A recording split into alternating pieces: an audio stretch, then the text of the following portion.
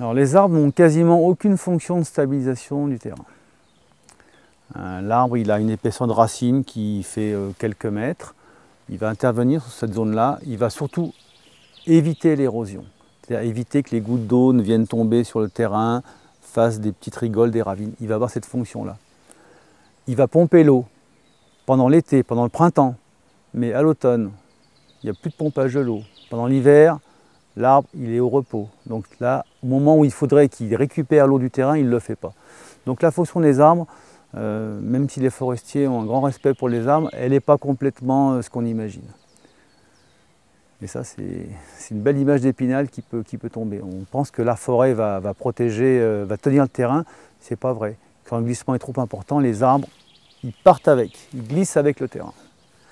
Ici, l'arbre a été fait aussi pour occuper le terrain et puis pour, j'imagine que mes prédécesseurs savaient que dans ces terrains-là, on pourrait produire de la forêt.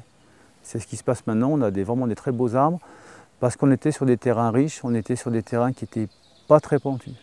Mais la première fonction de l'arbre, ça a vraiment été d'occuper le terrain pour éviter l'érosion de surface.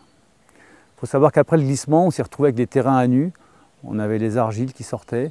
Cette couverture de pré qu'on avait auparavant, elle a été complètement disparue. Donc il fallait vite poser comme une protection sur le sol. Et là, c'était le rôle de la forêt.